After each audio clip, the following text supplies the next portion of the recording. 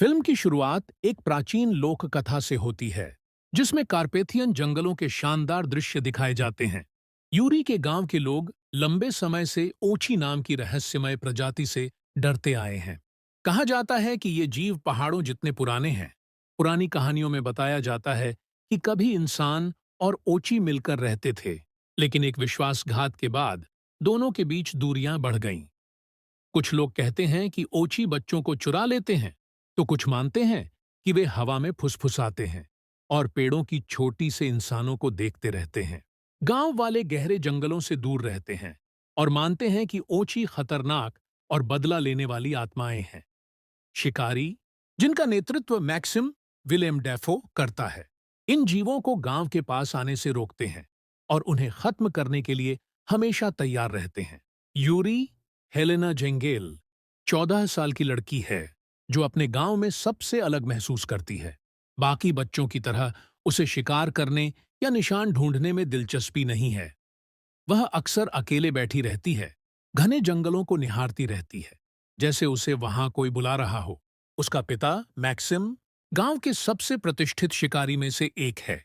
वह बचपन से यूरी को यही सिखाता आया है कि ओची खतरनाक शत्रु हैं और उन्हें मारना ही इंसानों के लिए सही है। मैक्सिम का दत्तक पुत्र पेत्रो फिन वुल्फहार्ड अपने पिता के नक्शे कदम पर चल रहा है। वह यूरी से उम्र में थोड़ा बड़ा है और पूरी तरह से ओची के खिलाफ नफरत से भरा हुआ है। ओची से पहली मुलाकात।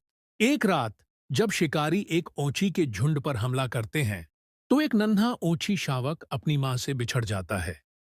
शिकार के दौरान वह घायल हो जाता है और भागकर जंगल के भीतर चला जाता है। बाद में यूरी को वह एक जाल में फंसा हुआ मिलता है। गांव में यह सिखाया जाता है कि अगर कोई ओछी दिखे तो उसे मार दो, लेकिन यूरी ऐसा नहीं कर पाती। कुछ सोचकर वह ओछी शावक को आजाद कर देती है। यूरी उस छोटे ओछी को एक छुपी हुई गुफा में ले जाकर उसका इलाज करती है। शुरू में वह उससे डरता है, लेकिन धीरे धीरे उनके बीच एक अनोखा रिश्ता बनता है। यूरी उसका नाम सोरा रखती है, जिसका मतलब होता है हवा की फुसफुसाहट। वह देखती है कि ओची इंसानों की तुलना में बहुत बुद्धिमान और संवेदनशील प्राणी हैं।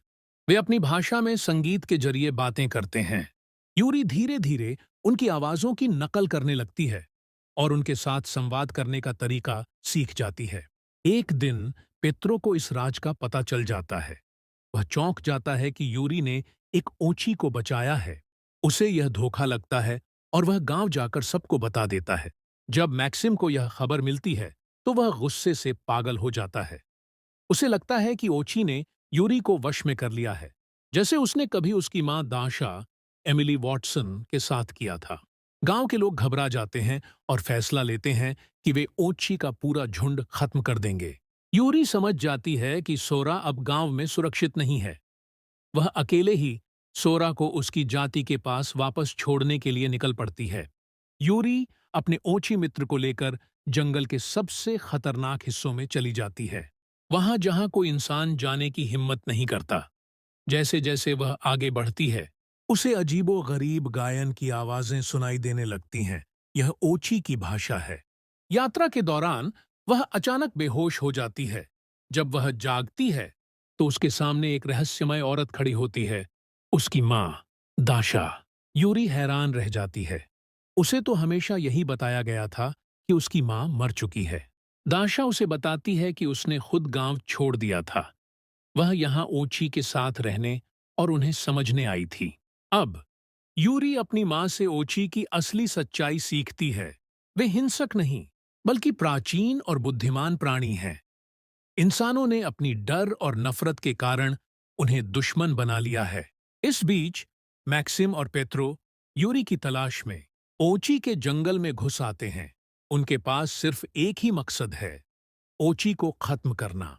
अंततः दोनों पक्ष आमने सामने आ जाते हैं।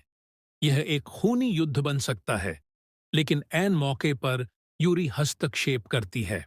वह अपनी आवाज का इस्तेमाल कर ओची की भाषा में गाने लगती है।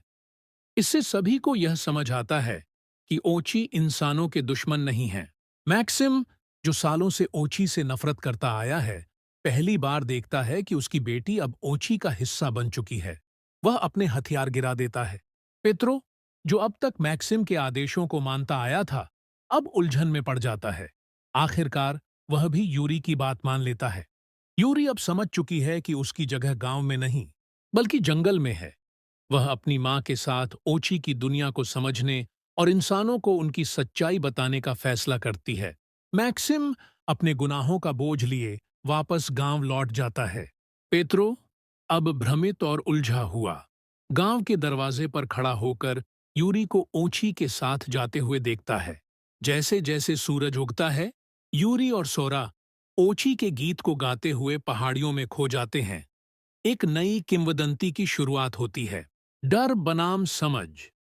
कहानी दिखाती है कि अज्ञानता और भय हिंसा को जन्म देते हैं, जबकि सहानुभूति शांति ला सकती है। पर्यावरण और मानवता। ओछी प्रकृति का संतुलन दर्शाते हैं, जबकि गांव वाले इंसान के लालच और डर को। यूरी की परिपक्वता। यह एक आत्म खोज की यात्रा है, जहां यूरी अपने सही अस्तित्व को पहचानती है।